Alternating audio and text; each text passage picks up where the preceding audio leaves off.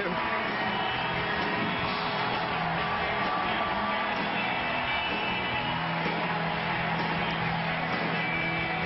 Mr. Chairman, Mr. Chairman and delegates,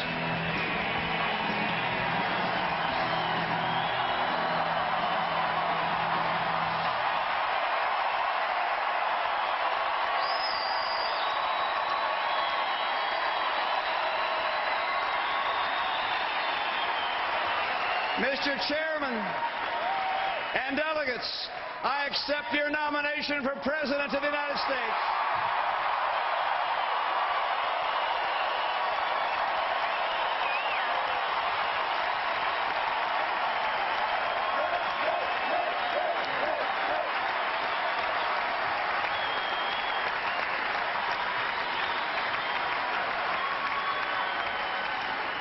I do so with humility, deeply moved by the trust you place in me.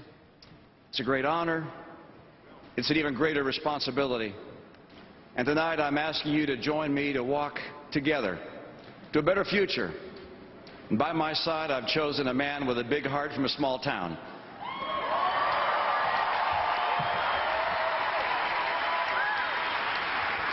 He represents the best of America, a man who will always make us very proud. My friend and America's next Vice President, Paul Ryan.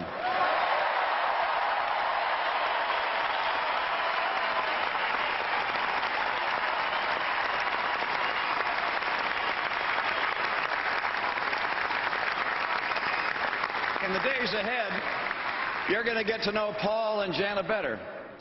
But last night, America got to see what I saw in Paul Ryan, a strong and caring leader who's down to earth and confident in the challenge this moment demands.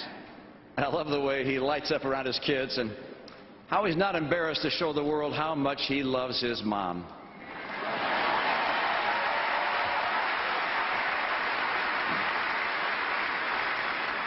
But Paul, I still like the playlist on my iPod better than yours.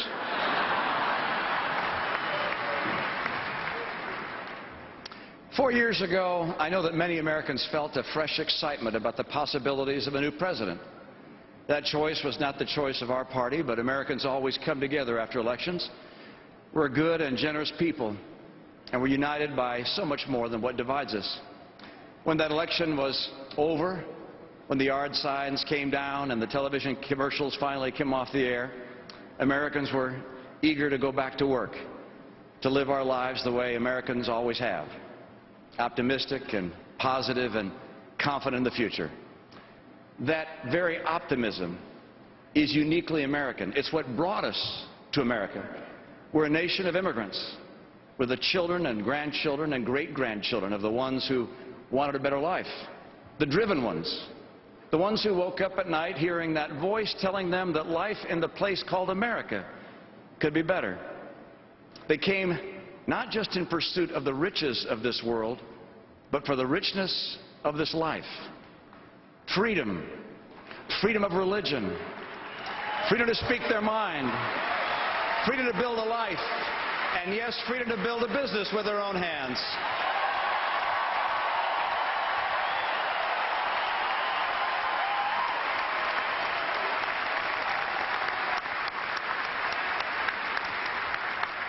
This is the essence of the American experience. We Americans have always felt a special kinship with the future.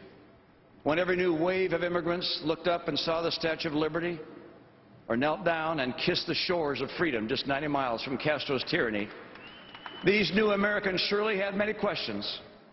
But none doubted that here in America they could build a better life. That in America their children would be blessed more than they. But today, 4 years from the excitement of that last election, for the first time, the majority of Americans now doubt that our children will have a better future. It's not what we were promised. Every family in America wanted this to be a time when they could get a little ahead, put aside a little more for college, do more for the elderly mom that's now living alone, or give a little more to their church or their charity. Every small business wanted these to be their best years ever, when they could hire more, do more for those who had stuck with them through the hard times. open a new store, or sponsor that Little League team. Every new college graduate thought they'd have a good job by now, a place of their own. They could start paying back some of their loans and build for the future. This is when our nation was supposed to start paying down the national debt and rolling back those massive deficits. This was the hope and change America voted for. It's not just what we wanted. It's not just what we expected. It's what Americans deserved.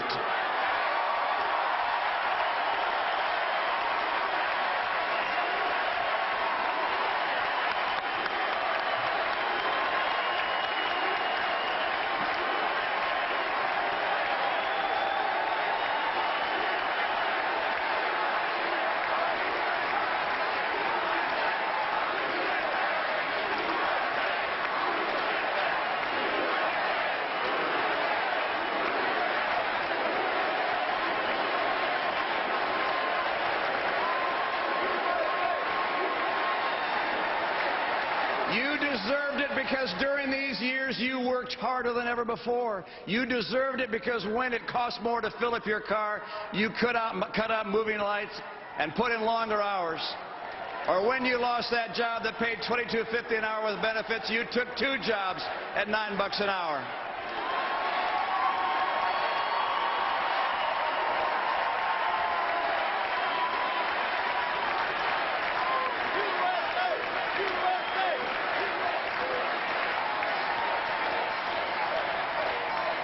You deserve it because your family depended on you. And you did it because you're an American and you don't quit. You did it because it was what you had to do. But driving home late from that second job or standing there watching the gas pump hit $50 and still going, when the realtor told you that to sell your house you'd have to take a big loss, in those moments you knew that this just wasn't right. But what could you do except work harder, do with less? Try to stay optimistic. Hug your kids a little longer. Maybe spend a little more time praying that tomorrow would be a better day. I wish President Obama had succeeded because I want America to succeed.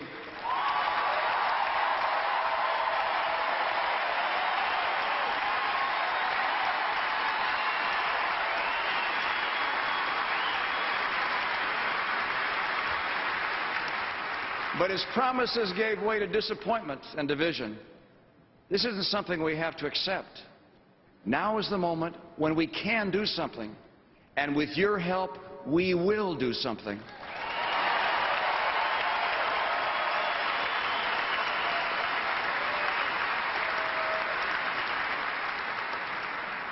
Now is the moment when we can stand up and say, I'm an American. I make my destiny. We deserve better. My children deserve better. My family deserves better. My country deserves better.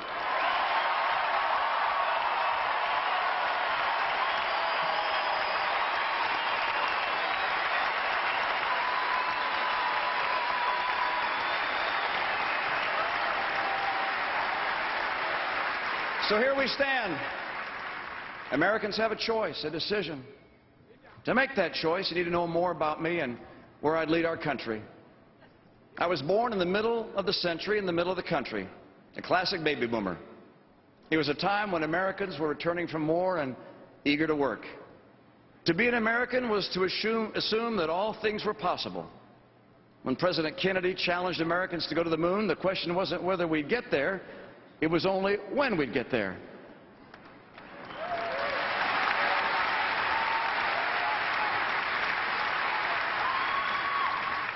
The soles of Neil Armstrong's boots on the moon made permanent impressions on our souls. Ann and I watched those steps together on her parents' sofa. Like all Americans, we went to bed that night knowing we lived in the greatest country in the history of the world.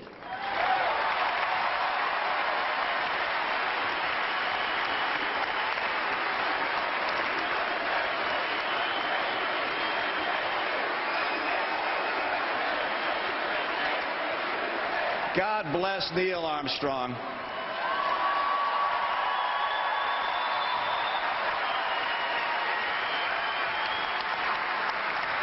Tonight, that American flag is still there on the moon. And I don't doubt for a second that Neil Armstrong's spirit is still with us. That unique blend of optimism, humility, and the utter confidence that when the world needs someone to do the really big stuff, you need an American.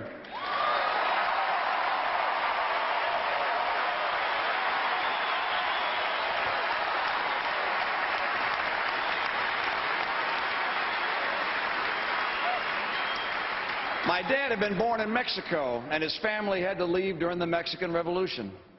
I grew up with stories of his family being fed by the U.S. government as war refugees. My dad never made it through college, and he apprenticed as a lath and plaster carpenter. He had big dreams. He convinced my mom, a beautiful young actress, to give up Hollywood to marry him. They moved to Detroit. He led a great...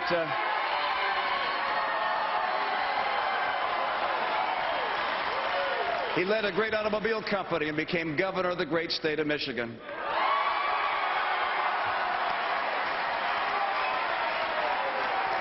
We were Mormons, and growing up in Michigan, that might have seemed unusual or out of place, but I really don't remember it that way. My friends cared more about what sports teams we followed than what church we went to.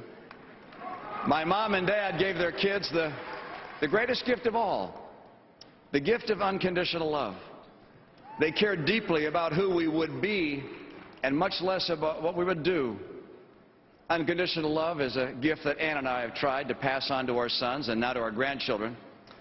All the laws and legislation in the world will never heal this world like the loving hearts and arms of mothers and fathers.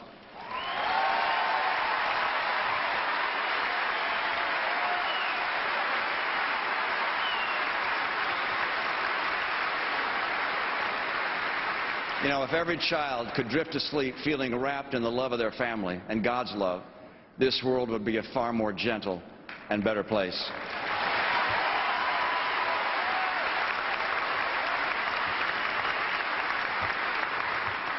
My mom and dad were married for 64 years. And if you wondered what their secret was, you could have asked the local florist. Because every day, Dad gave Mom a rose, which he put on her bedside table. That's how she found out what happened on the day my father died.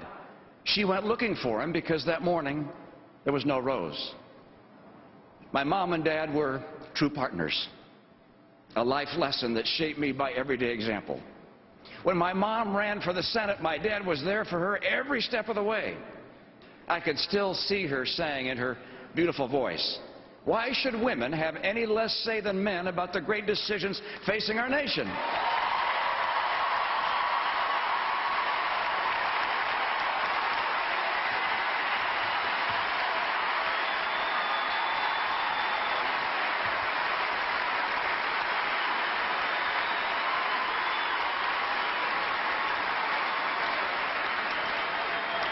Don't you wish you could have been here at this convention and heard leaders like Governor Mary Fallin, Governor Nikki Haley, Governor Susana Martinez, Senator Kelly Ayotte, and Secretary of State Condoleezza Rice.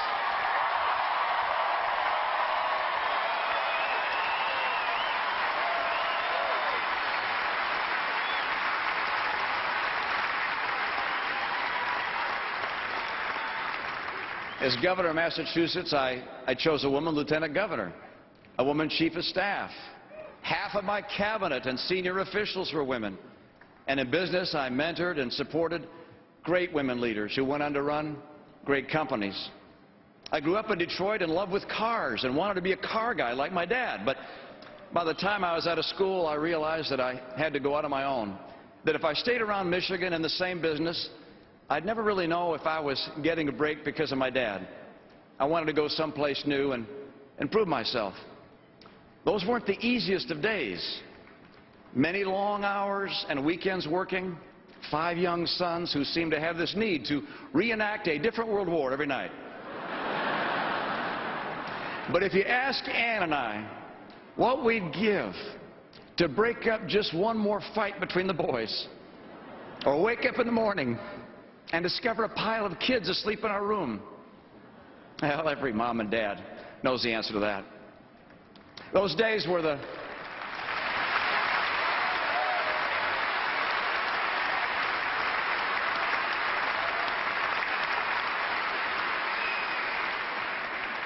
These were tough days on Ann, particularly. She was heroic through it all. 5 boys with our families a long way away. I had to travel a lot for my job then, and I'd call and try to offer support. But every mom knows that doesn't help get the homework done or get the kids out the door to school. And I knew that her job as a mom was harder than mine, and I knew without question that her job as a mom was a lot more important than mine.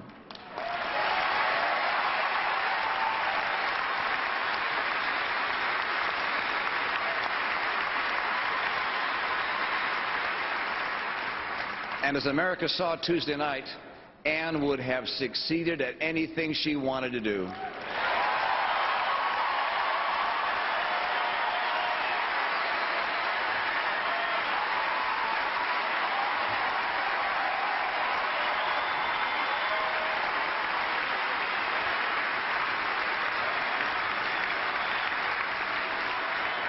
Like a lot of families in a new place with no family, we found kinship with a wide circle of friends through our church. When we were new to the community, it was welcoming, and as the years went by, it was a joy to help others who just moved into town or just joined our church. We had remarkably vibrant and diverse congregations from all walks of life, and many who were new to America. We prayed together, our kids played together, and we always stood ready to help each other out in different ways. That's how it is in America. We look to our communities, our faiths, our families for our joy, our support in good times and bad. It's both how we live our lives and why we live our lives.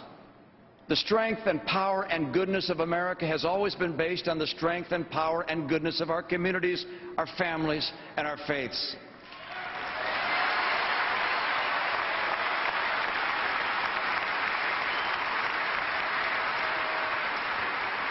That's the bedrock of what makes America, America. In our best days, we can feel the vibrancy of America's communities, large and small. It's when we see that new business opening up downtown. It's when we go to work in the morning and see everybody else on the block doing the same thing.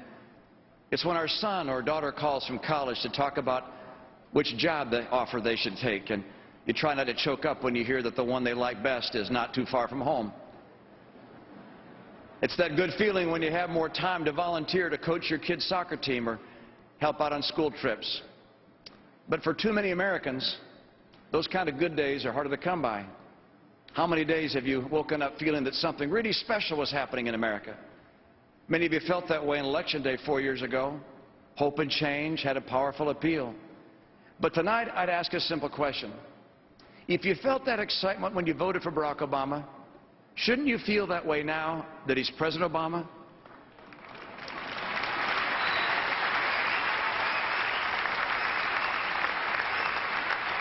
You know there's something wrong with the kind of job he's done as president when the best feeling you had was the day you voted for him.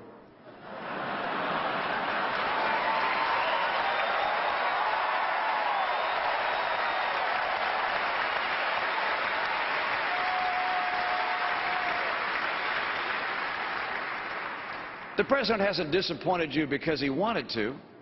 The president has disappointed America because he hasn't led America in the right direction. He took office without the basic qualification that most Americans have, and one that was essential to the task at hand. He had almost no experience working in a business. Jobs to him are about government.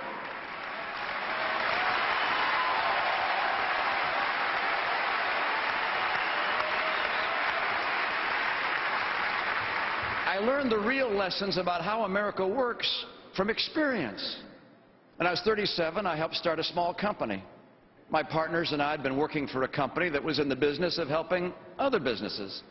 So some of us had this idea that if we really believed our advice was helping companies, we should invest in companies. We should bet on ourselves and on our advice. So we started a new business called Bain Capital. The only problem was, while we believed in ourselves, not many other people did. We were young and had never done this before, and we almost didn't get off the ground. In those days, sometimes I wondered if I'd made a really big mistake. By the way, I thought about asking my church's pension fund to invest, but I didn't. I figured it was bad enough that I might lose my investors' money, but I didn't want to go to hell, too.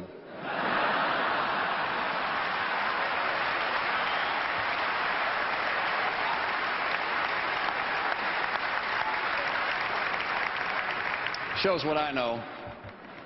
Another of my partners got the Episcopal Church pension fund to invest. And today there are a lot of happy retired priests who should thank him.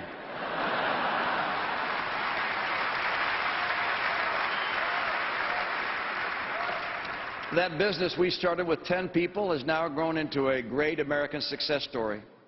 Some of the companies we helped start are names you know and you've heard from tonight. An office company called Staples, where I'm pleased to see the Obama campaign's been shopping.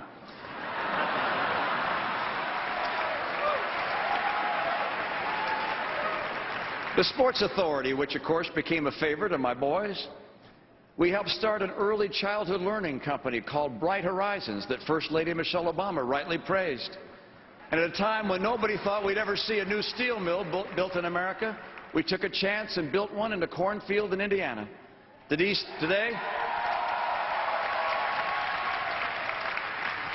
Steel Dynamics is one of the largest steel producers in the United States. These are American success stories. And yet the centerpiece of the president's entire re-election campaign is attacking success. Is it any wonder that someone who attacks success has led the worst economic recovery since the Great Depression?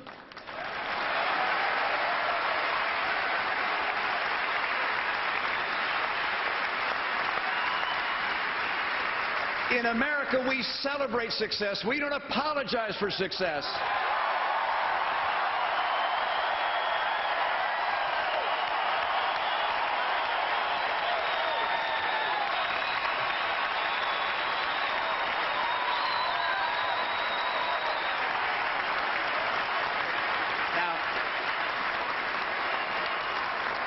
Now, we weren't always successful at Bain. But no one ever is in the real world of business. That's what this president doesn't seem to understand. Business and growing jobs is about taking risk, sometimes failing, sometimes succeeding, but always striving. It's about dreams. Usually it doesn't work out exactly as you might have imagined. Steve Jobs was fired at Apple, and then he came back and changed the world. It's the genius of the American free enterprise system to harness the extraordinary creativity and talent and industry of the American people with a system that's dedicated to creating tomorrow's prosperity, not trying to redistribute today's.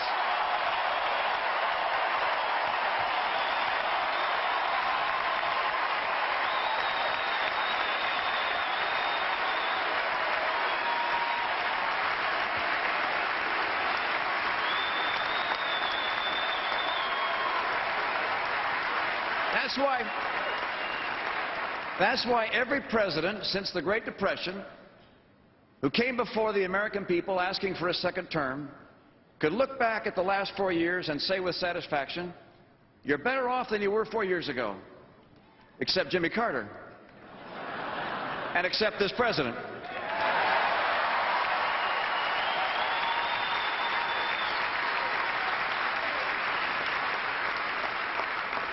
This president can ask us to be patient. This president can tell us it was someone else's fault. This president can tell us that the next 4 years he'll get it right. But this president cannot tell us that you're better off today than when he took office.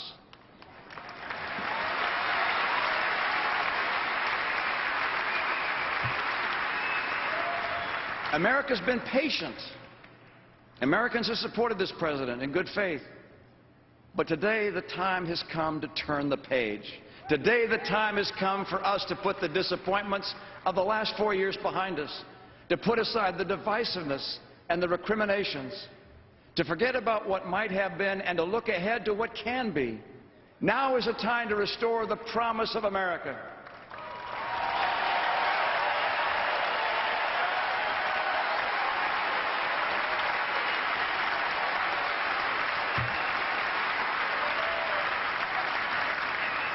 Many Americans have given up on this president, but they haven't ever thought about giving up.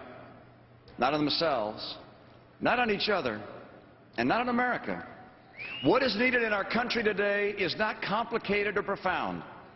It doesn't take a special government commission to tell us what America needs. What America needs is jobs, lots of jobs.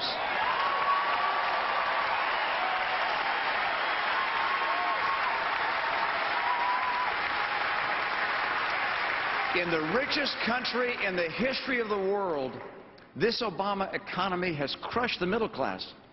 Family income has fallen by $4,000, but health insurance premiums are higher, food prices are higher, utility bills are higher, and gasoline prices, they've doubled.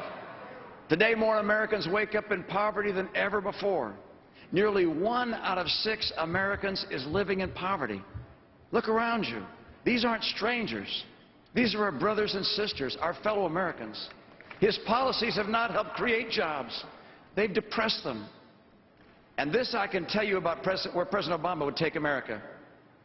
His plan to raise taxes on small business won't add jobs. It would eliminate them.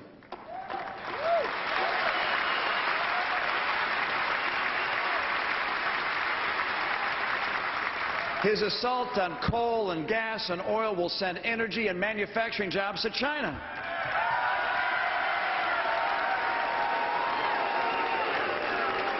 His trillion-dollar cuts to our military will eliminate hundreds of thousands of jobs and also put our security at greater risk. His $716 billion cut to Medicare to finance Obamacare will both hurt today's seniors and depress innovation and jobs in medicine. And his trillion-dollar deficits, they slow our economy, restrain employment, and cause wages to stall. To the majority of Americans who now believe that the future will not be better than the past, I can guarantee you this: if Barack Obama is reelected, you'll be right.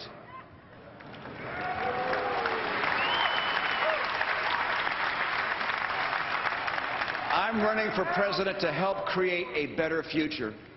A future where everyone who wants a job can find a job.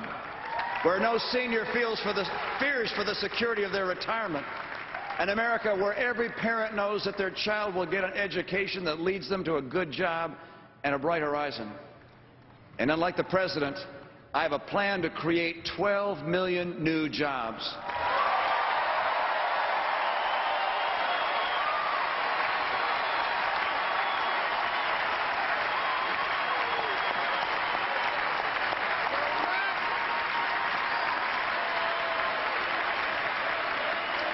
Paul Ryan and I have 5 steps. First, by 2020, North America will be energy independent by taking full advantage of our oil, our coal, our gas, our nuclear, and our renewables.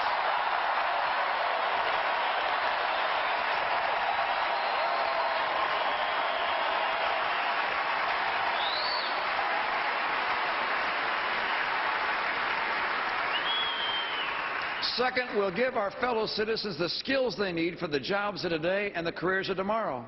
When it comes to the school your child will attend, every parent should have a choice and every child should have a chance.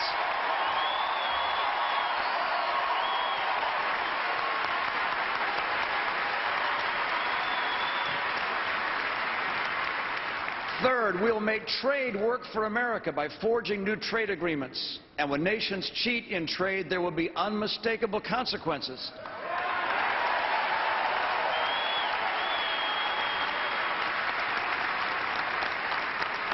And fourth, to assure every entrepreneur and every job creator that their investments in America will not vanish, as have those in Greece, we will cut the deficit and put America on track to a balanced budget.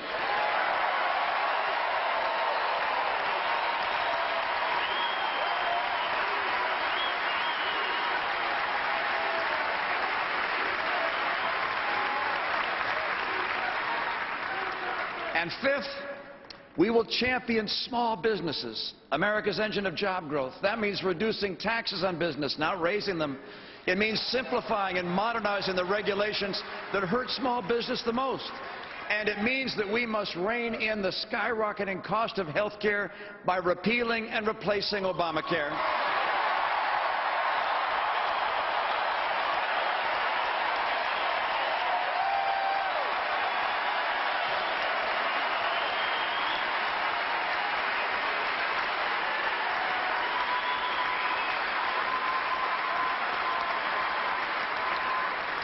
Today, women are more likely than men to start a business. They need a president who respects and understands what they do. And let me make this very clear. Unlike President Obama, I will not raise taxes on the middle class of America.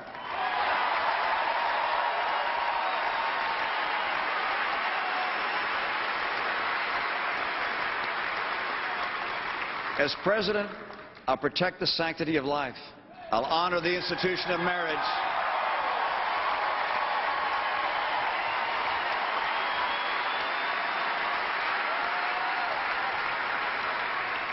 And I will guarantee America's first liberty, the freedom of religion.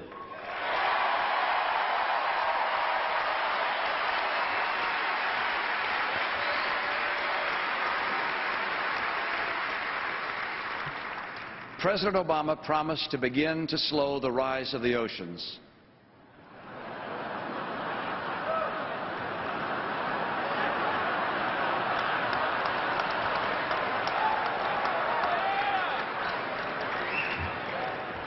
And to heal the planet.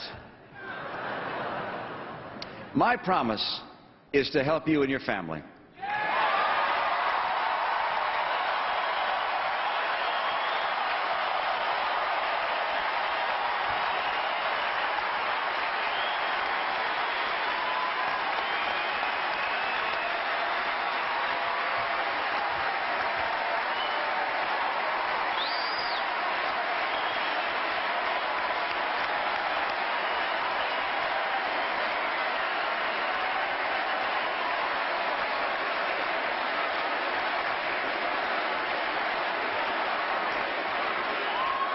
I will begin my presidency with a jobs tour. President Obama began his presidency with an apology tour. America, he said, had dictated to other nations. No, Mr. President, America has freed other nations from dictators.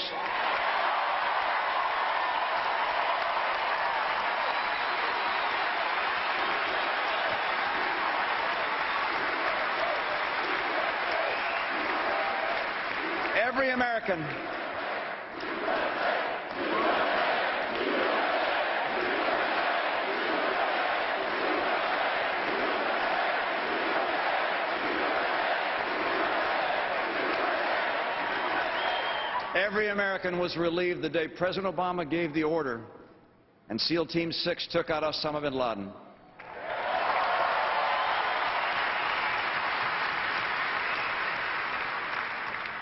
On another front, every American is less secure today because he has failed to slow Iran's nuclear threat. In his first TV interview as president, he said we should talk to Iran. We're still talking, and Iran's centrifuges are still spinning. President Obama has thrown allies like Israel under the bus, even as he has relaxed sanctions on Castro's Cuba. He abandoned our friends in Poland by walking away from our missile defense commitments. But he's eager to give Russia's President Putin the flexibility he desires after the election.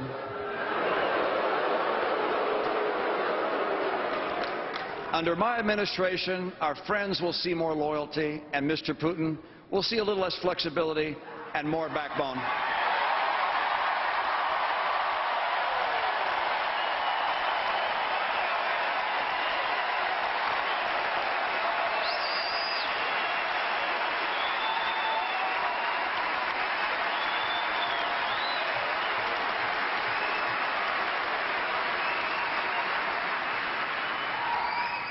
We will honor America's democratic ideals because a free world is a more peaceful world.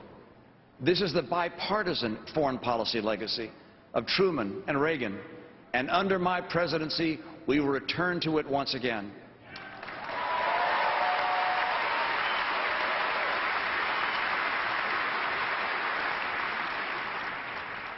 You might have asked yourself if these last years are really the America we want. The America that was won for us by the greatest generation. Does the America we want borrow $1 trillion from China? Does it fail to find the jobs that are needed for 23 million people and for half the kids graduating from college? Are those schools lagging behind the rest of the developed world? And does America that we want succumb to resentment and division among Americans?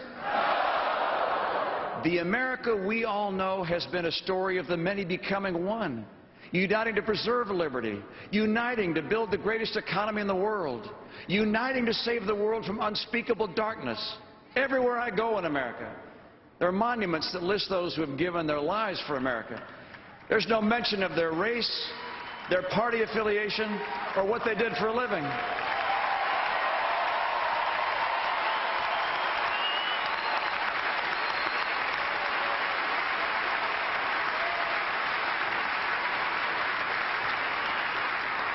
They lived and died under a single flag, fighting for a single purpose. They pledged allegiance to the United States of America. That America, that united America, can unleash an economy that will put Americans back to work, that will once again lead the world with innovation and productivity, and that will restore every father and mother's confidence that their children's future is brighter even than the past. That America, that united America, will preserve a military that's so strong no nation would ever dare to test it.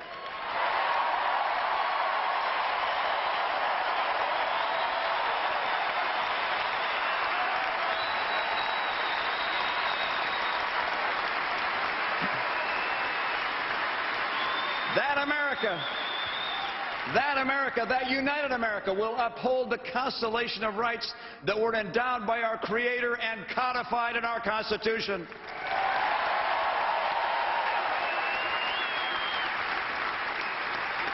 That united America will care for the poor and the sick, will honor and respect the elderly, and will give a helping hand to those in need. That America is the best within each of us. That America we want for our children. If I'm elected President of these United States, I will work with all my energy and soul to restore that America, to lift our eyes to a better future. That future is our destiny. That future is out there. It is waiting for us. Our children deserve it. Our nation depends on it. The peace and freedom of the world require it. And with your help, we will deliver it. Let us begin that future for America tonight. Thank you so very much. May God bless you. May God bless the American people, and may God bless the United States of America.